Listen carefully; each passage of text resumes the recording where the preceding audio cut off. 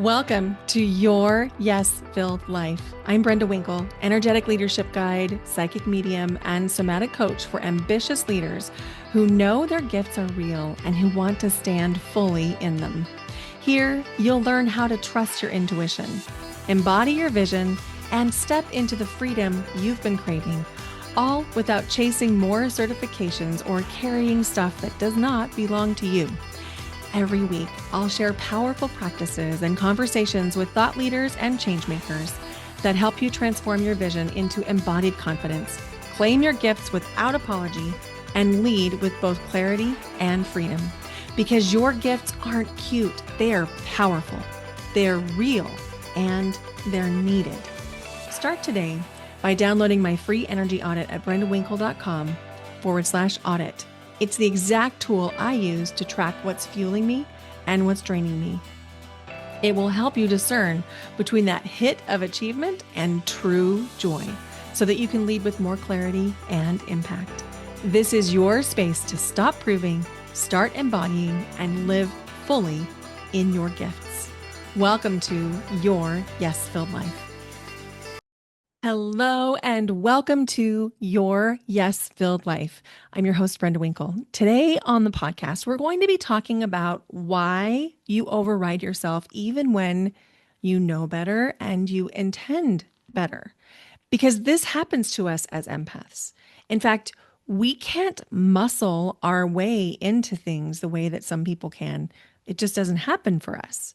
And so if you've noticed that you can know exactly what to do until someone else has an opinion, or until someone else feels disappointed or tries to convince you to do something else, or you start imagining how your decision might impact the other people around you.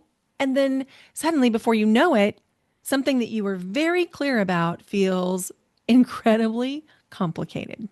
Today, I want to talk about why that happens and what you can do with it, because I don't believe empaths have a clarity problem. That's not the issue.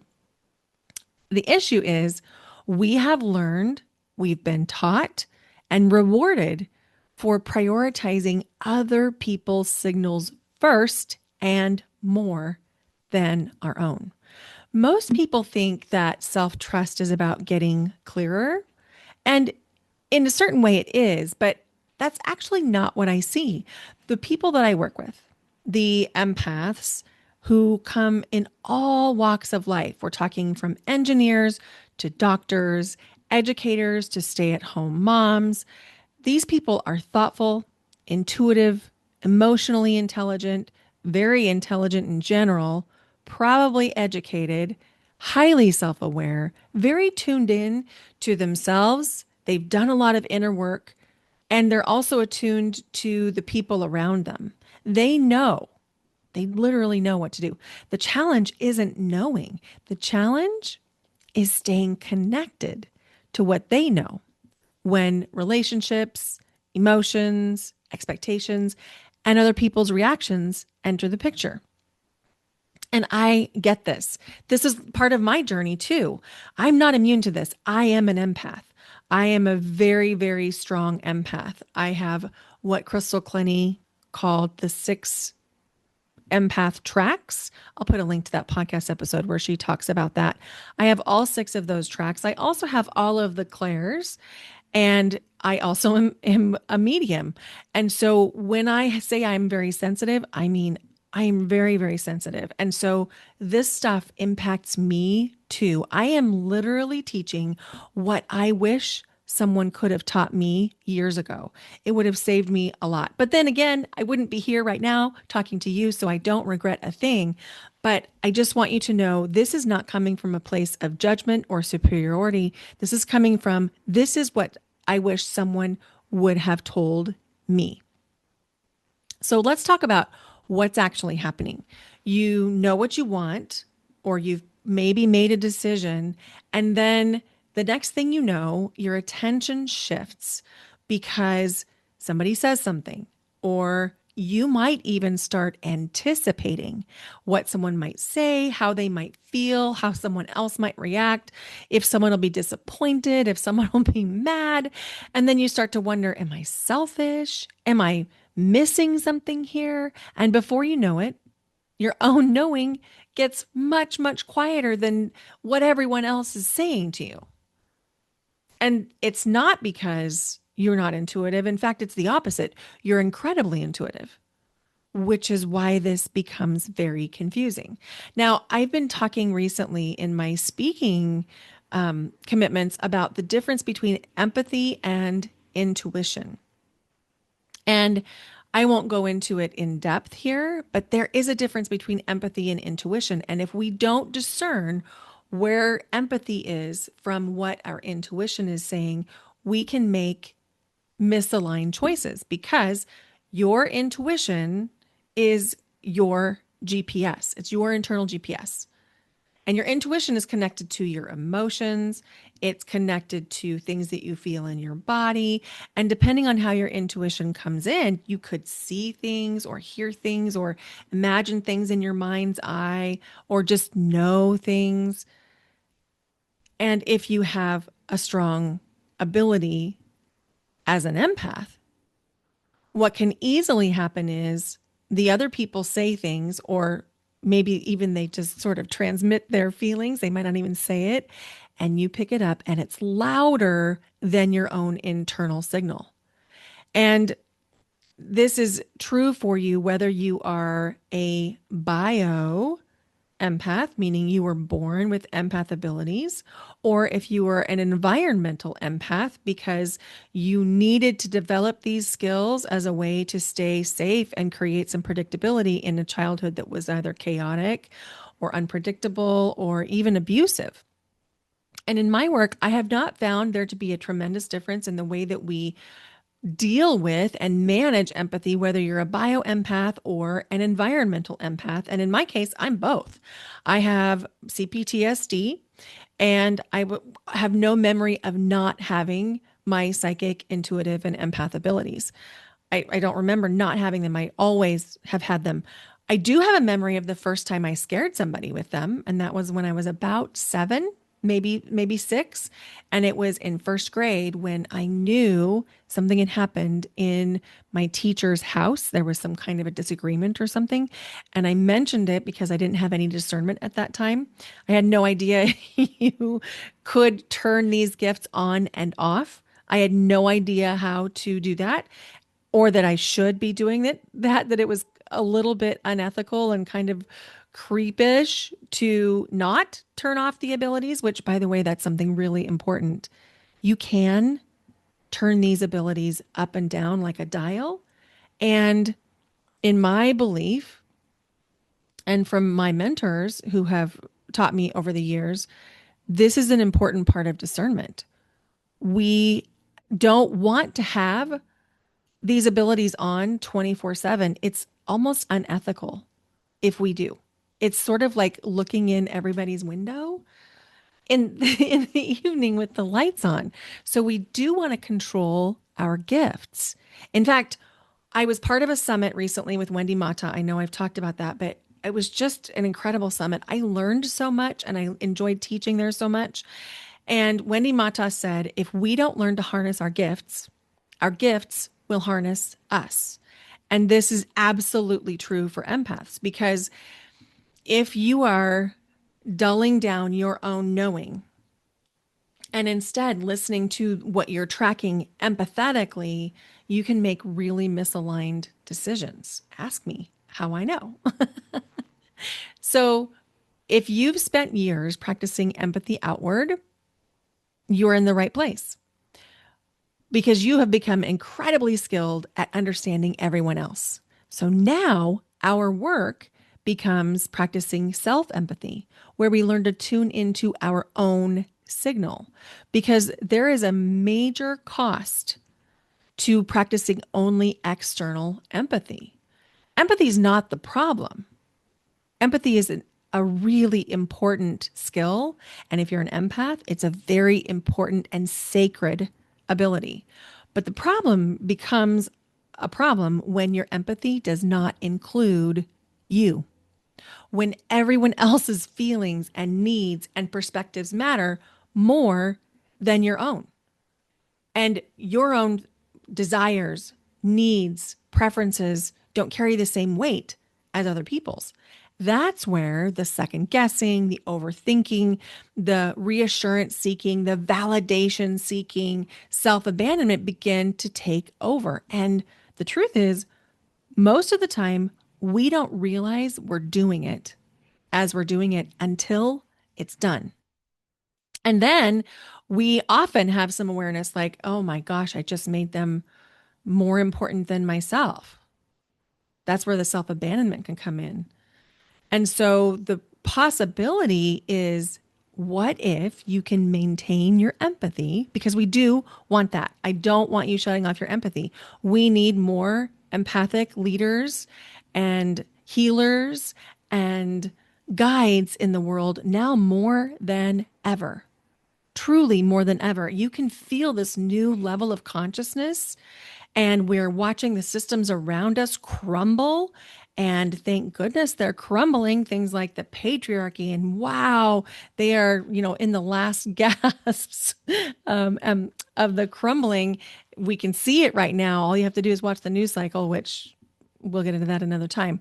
But let's talk about the possibility of what can change when you learn how to stop overwriting yourself, where you can matter just as much as other people, or maybe even more. Because the truth is, what is good for you is of the highest good. A lot of times as empaths, we get this really, really twisted. And we think that we'll be more generous of everything that we have, and we'll give more, and we'll contribute more, and we'll let other people's preferences matter more, and other people's dreams matter more. And then we get resentful, and we get exhausted and depleted, and in many cases, sick. And if we are carrying illness or resentment, a lot of times that leads to the flip side of resentment, which is entitlement.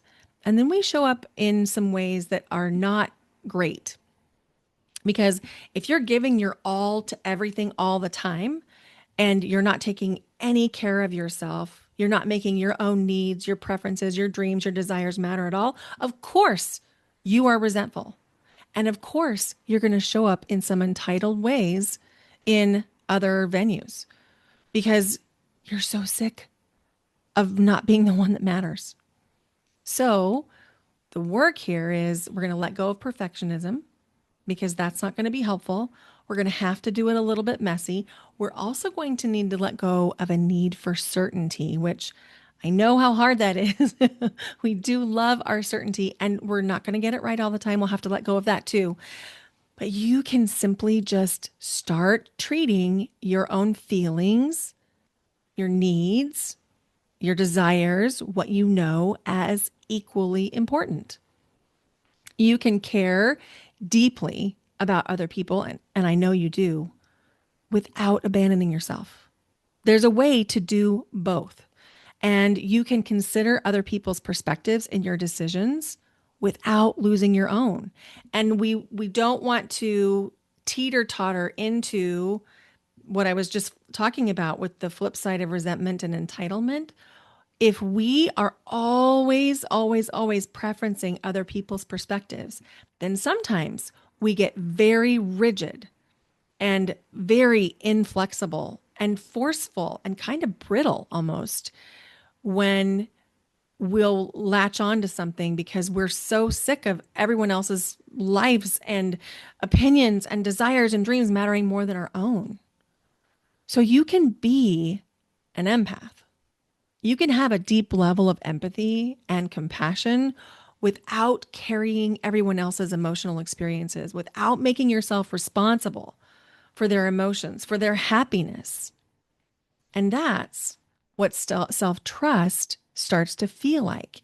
It's this symbiotic relationship where you can actually improve every relationship in your life because you're taking better care of yourself. Now, I want to say, not everybody's going to love it when you start taking care of yourself in this way, because there probably are some people that have been benefiting from you only being an empath. And that's okay. They can be mad. You are not responsible for their emotions. And I do want to talk to you about this because if you're going into it with the idea that everyone has to be happy about this before you do it, you will never do it, because there are going to always be some people that don't want you to evolve, that don't want you to grow, because they're really benefiting from you doing exactly what you're doing. So, and there's love for that. I mean, they're human too, right? They're benefiting from it, but that doesn't mean it's wrong for you to want things to shift. And what I've discovered over working with hundreds of empaths is that when you learn to trust yourself again, that's the unlock. It's not going to repattern this all overnight. I don't want you to think that. This is not a box that gets checked. This is not, I'm going to learn how to do something in a class or even in a seminar or a course. This is going to be a lifelong practice for you as an empath. And if you're approaching anything for empaths as though it's a box that's going to be checked and that one day you won't ever have to negotiate, is this mine? Is this theirs?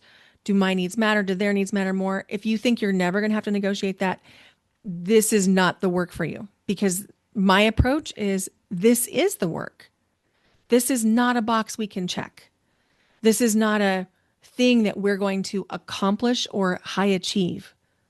What we're going to get better at is coming back to self-trust again and again and again. That's the goal.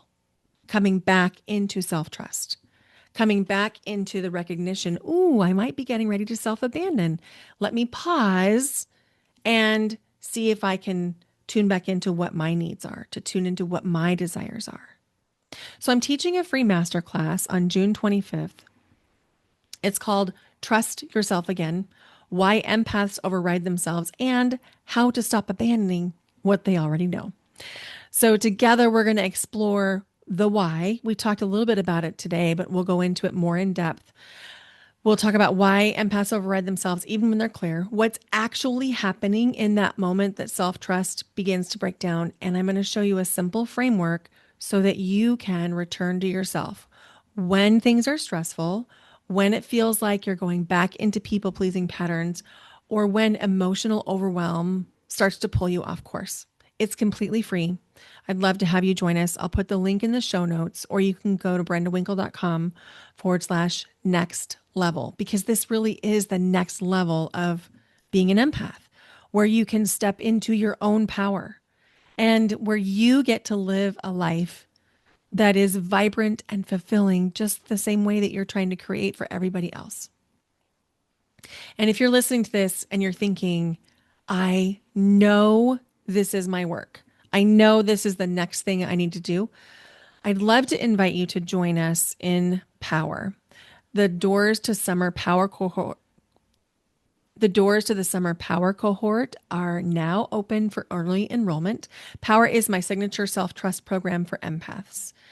So this is a 6-week live experience with 12 months of integration support designed to help you stop second guessing yourself, trust what you already know, and navigate life with greater clarity, confidence, and self-respect.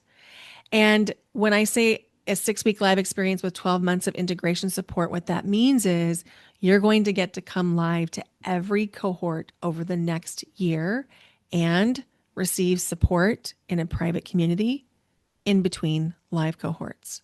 And for a limited time, for early enrollment only, this includes a private one-on-one coaching session with me valued at $600.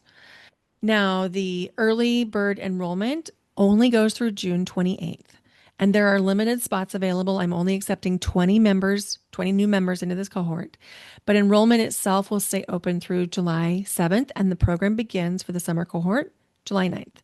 And I'll put all the information in the show notes, or you can go to brendawinkle.com/power. So as we wrap up today, I would invite you to think about the questions that you're asking yourself. So sometimes we ask the question, what should I do? And we're asking that question externally. We're asking that from the people around us. We're asking that from people we view as having wisdom or more authority, or maybe the influential people in our lives. But what if the question is, what do I already know? So flipping it from what should I do to what do I already know? And then I'm just curious, what might change if you trusted that? Thank you so much for being here today. Thank you so much for listening. If this was helpful for you, would you please consider sharing the podcast with 3 people you care about? And if you haven't yet left the podcast a rating and review, it would mean so much. This podcast is not free to produce. And you leaving the podcast, your rating, your review, your comments is a great way to engage in some reciprocal energy. Thank you. Thank you for being here. Bye for now. Until next time.